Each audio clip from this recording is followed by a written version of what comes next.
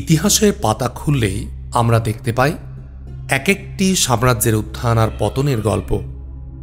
সুমেরীয় সভ্যতার প্রথম দিকের কাহিনী থেকে শুরু করে সোভিয়েত ইউনিয়নের আধুনিক ইতিহাস, প্রতিটি সাম্রাজ্য রেখে গেছে তাদের নিজস্ব ছাপ, তাদের নিজস্ব গল্প। এই গল্পগুলো শুধু ইতিহাস নয়, এগুলো আমাদের বর্তমানকে বুঝতে সাহায্য করে, ভবিষ্যতের পথ দেখায়।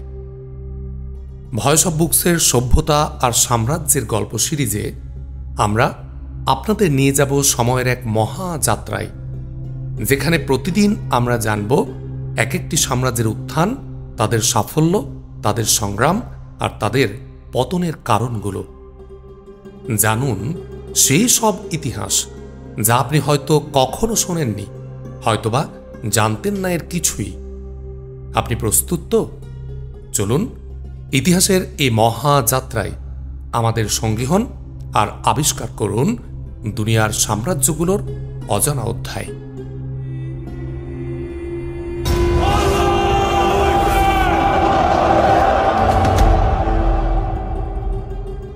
এক হিমশীতল নভেম্বর রাতের কথা, যখন পৃথিবীর এক বিশাল প্রান্ত জুড়ে পুরনো দিনের সব হিসেব ওলটপালট হয়ে যাচ্ছিল। সে যেন এক রহস্যময় পর্দার আড়ালে নতুন এক স্বপ্নের জন্মলগ্নের পূর্বাভাস। একদল মানুষ স্বপ্ন দেখেছিল এমন এক পৃথিবীর যেখানে থাকবে না কোনো শোষণ, থাকবে না কোনো ভেদাভেদ, সবাই হবে সমান। সেই স্বপ্ন, সেই আকুলতা, সেই আশার আলোয় জন্ম নিয়েছিল এক নতুন রাষ্ট্র, এক নতুন ব্যবস্থা, সোভিয়েত ইউনিয়ন। কিন্তু এই স্বপ্ন কি সত্যিই পূরণ হয়েছিল, নাকি এর আড়ালে লুকিয়েছিল অন্য কোনো গল্প যা মানব ইতিহাসের পাতায় রেখে গেছে গভীর এক ক্ষত? এই গল্প যেন এক দীর্ঘশ্বাস, এক অবিরাম যাত্রা, যা শুরু হয়েছিল এক ঝলমলে ভোর দিয়ে আর শেষ হয়েছিল এক নিস্তব্ধ সন্ধ্যায়। চলুন সভ্যতা আর সাম্রাজ্যের গল্পে আজকে আমরা শুনব সোভিয়েত ইউনিয়নের কাহিনী। 1917 সালের বিপ্লবের দিনগুলো ছিল উত্তাল। জার শাসনের পতন আর ভ্লাদিমির লেনিনের নেতৃত্বে বলশেভিকদের ক্ষমতা দখলের ঘটনা যেন ছিল এক দমকা হাওয়া, যা পুরনো সব কাঠামো ভেঙে দেয়।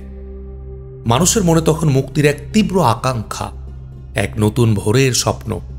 তারা ভেবেছিল এবার বুঝি সব দুঃখের অবসান হবে, প্রতিষ্ঠিত হবে শ্রমিকের রাজত্ব, সাম্য আর সুবিচার। কিন্তু বিপ্লবের সে উন্মাদনা খুব দ্রুতই গৃহযুদ্ধের ভয়াবহ বাস্তবতায় রূপ নেয়। রক্তক্ষয়ী সংঘাত, ক্ষুধা আর অনিশ্চয়তা গ্রাস করে পুরো দেশ। লক্ষ লক্ষ মানুষের জীবন ওলটপালট হয়ে যায়। এই সময়ে 1922 সালে আনুষ্ঠানিকভাবে জন্ম নেয় সোভিয়েত ইউনিয়ন, এক নতুন পরিচয়ে, এক নতুন অঙ্গীকার নিয়ে। 4টি প্রজাতন্ত্র মিলে গঠন করে এক নতুন রাষ্ট্র, যার পূর্ণ নাম ছিল ইউনিয়ন অফ সোশ্যালিস্ট সোভিয়েত রিপাবলিকস।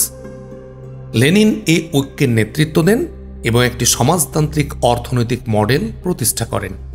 এই 4টি প্রজাতন্ত্র ছিল বিশাল রাশিয়া, ইউক্রেন, বেলারুশ এবং ট্রান্স ককেশীয় ফেডারেশন, যার মধ্যে ছিল আর্মেনিয়া, আজারবাইজান ও জর্জিয়া। যেন এক বিশাল ক্যানভাসে বিভিন্ন রঙের তুলির আঁচড়ে আঁকা এক নতুন ছবি, যেখানে প্রতিটি অঞ্চলের নিজস্ব সংস্কৃতি আর ইতিহাস এক নতুন পরিচয়ে বাধা পড়ছিল। এই 4টি প্রজাতন্ত্রেই থেমে থাকেনি সোভিয়েত ইউনিয়নের বিস্তার। সময়ের সাথে সাথে এই নতুন রাষ্ট্র তার ডানা মেলেছিল আরও অনেক দূর। 1925 সালে মধ্য এশিয়ার তুর্কমেনিস্তান ও উজবেকিস্তান এই ইউনিয়নের অংশ হয়। এরপর 1929 সালে যোগ দেয় তাজিকিস্তান। 1936 সালে কাজাখস্তান ও কিরগিজিস্তানও এই বিশাল পরিবারের সদস্য হয়। আর একই সময়ে ট্রান্স ককেশীয় ফেডারেশন ভেঙে আর্মেনিয়া, আজারবাইজান ও জর্জিয়া পৃথক প্রজাতন্ত্র হিসাবে আত্মপ্রকাশ করে। এরপর 1940 সালে মলদোভা এবং বাল্টিক অঞ্চলের এস্তোনিয়া, লাটভিয়া ও লিথুয়ানিয়াও এই ইউনিয়নের অন্তর্ভুক্ত হয়।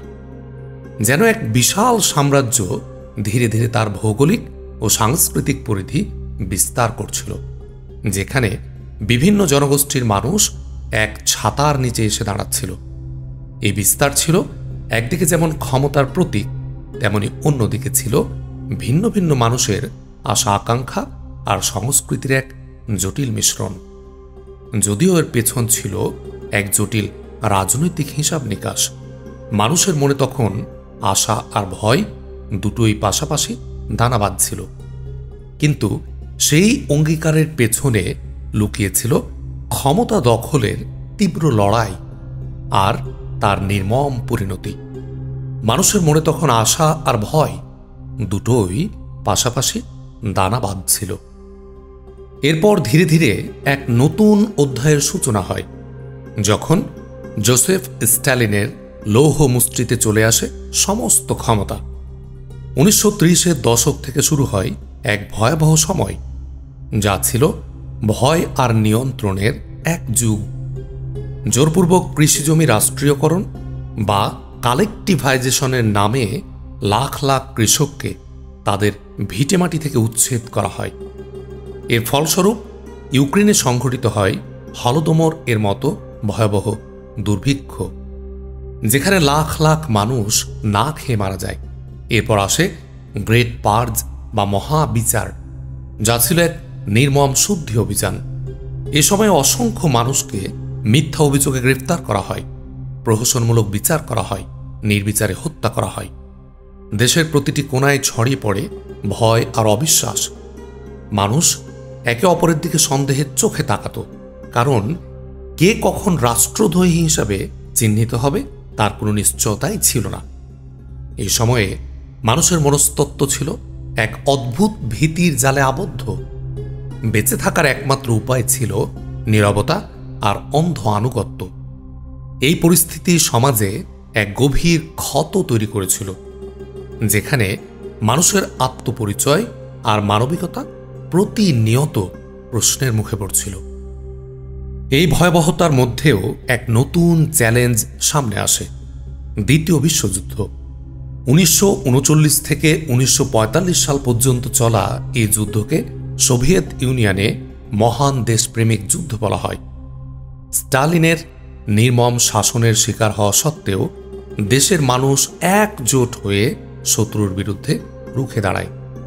লক্ষ লক্ষ মানুষের আত্মত্যাগ আর অদম্য ইচ্ছাশক্তি দিয়ে তারা বিজয় ছিনিয়ে আনে। এই যুদ্ধ যেন এক অদ্ভুত ঐক্য তৈরি করেছিল, যেখানে অভ্যন্তরীণ বিভেদ সাময়িকভাবে ঢাকা পড়ে যায় এক বিশাল বহিরাগত হুমকির মুখে। যুদ্ধ শেষ হওয়ার পর সোভিয়েত ইউনিয়ন এক বিশ্বশক্তি হিসাবে আবির্ভূত হয়, কিন্তু এর পরপরই শুরু হয় নতুন এক অদৃশ্য যুদ্ধ, পশ্চিমা বিশ্বের সাথে স্নায়ুযুদ্ধ। এই যুদ্ধ ছিল আদর্শের লড়াই, যেখানে পারমাণবিক অস্ত্রের উন্মাদ প্রতিযোগিতা আর মহাকাশ গবেষণার দৌড় পুরো বিশ্বকে এক অজানা আশঙ্কার মধ্যে ফেলে দেয়। মানুষের মনে তখন এক মিশ্র অনুভূতি, একদিকে বিজয়ের গর্ব, অন্যদিকে পারমাণবিক যুদ্ধের ভয়াবহতা। 1960-এর দশকের শেষ দিক থেকে 1980-এর দশক পর্যন্ত সোভিয়েত ইউনিয়নে এক দীর্ঘ স্থবিরতা নেমে আসে, যা লিওনিদ ব্রেজনেভের শাসনামলে প্রকট হয়। বিপ্লবের সে উন্মাদনা আর নতুন সমাজ গড়ার স্বপ্ন তখন অনেকটাই ফিকে হয়ে যায়। রাষ্ট্রীয় প্রচারণার জাঁকজমক আর সাধারণ মানুষের দৈনন্দিন জীবনের কঠিন বাস্তবতার মধ্যে এক বিশাল ফারাক তৈরি হয়। অর্থনৈতিক অদক্ষতা, উদ্ভাবনের অভাব আর নিত্য প্রয়োজনীয় জিনিসের সংকট মানুষের জীবনকে করে তোলে দুর্বিষহ। মানুষের মনে তখন বিপ্লবের প্রতি কোনো উৎসাহই ছিল না, বরং ছিল এক চাপা হতাশা আর নিস্পৃহতা। তারা রাষ্ট্রের কঠোর নিয়ন্ত্রণের বাইরে নিজেদের মতো করে অর্থ খুঁজছিল, যা জন্ম দিয়েছিল একরকম গোপন সংস্কৃতির। এ সময় মানুষ নিজেদের অস্তিত্বের অর্থ খুঁজছিল, যেখানে তাদের ব্যক্তিগত স্বাধীনতা ও ইচ্ছা শক্তিকে প্রতিনিয়ত দমন করা হচ্ছিল। এরপর আসে মিখাইল গর্বাচেভের সময়, যিনি গ্লাসনস্ট বা উন্মুক্ততা আর পেরেস্ত্রোইকা বা পুনর্গঠনের মতো সংস্কার নিয়ে আসেন। যার উদ্দেশ্য ছিল সোভিয়েত ইউনিয়নকে নতুন করে প্রাণবন্ত করা। কিন্তু তার এই সাহসী পদক্ষেপ যেন ঘুমন্ত আগ্নেয়গিরিকে জাগিয়ে তোলে। দীর্ঘদিনের চাপা ক্ষোভ, জাতিগত বিভেদ আর অর্থনৈতিক বিশৃঙ্খলা যেন বাঁধ ভাঙা জলের মতো বেরিয়ে আসে। 1989 সালে বার্লিন প্রাচীরের পতন ছিল এই পরিবর্তনের এক প্রতীকী মুহূর্ত, যা বিশ্বকে নতুন এক বার্তা দেয়। এর পরের ঘটনাগুলো ছিল নাটকীয় এবং খুবই দ্রুতগতির। 1991 সালের অগস্ট মাসে কট্টরপন্থীদের ব্যর্থ অভ্যুত্থান যেন ছিল শেষ পেরেক। এরপর আর কোনো প্রতিরোধ থাকেনি। 1991 সালের 26শে ডিসেম্বর বরিস ইয়েলৎসিনের মতো গুরুত্বপূর্ণ ব্যক্তিদের উপস্থিতিতে সোভিয়েত ইউনিয়নের আনুষ্ঠানিক বিলুপ্তি ঘটে। যে সাম্রাজ্য একসময় পৃথিবীর এক বিশাল অংশ জুড়ে তার প্রভাব বিস্তার করেছিল, তার চোখের নিমিষেই ধুলোয় মিশে যায়। সোভিয়েত ইউনিয়নের এই উত্থান পতনের গল্প কেবল একটি রাষ্ট্রের ইতিহাস নয়, এটি মানবজাতির এক গভীর পরীক্ষা। এটি ক্ষমতার প্রকৃতি, মানুষের অদম্য ইচ্ছা শক্তি আর ন্যায়ের জন্য অবিরাম সংগ্রামের এক জীবন্ত দলিল। এই গল্প আমাদের অনেক কিছু শেখায়। কোনো ব্যবস্থা যতই সে শক্তিশালী হোক না কেন, যদি তা মানুষের মৌলিক অধিকার, স্বাধীনতা আর ন্যায় বিচারকে পদদলিত করে, তবে তার পতন অনিবার্য।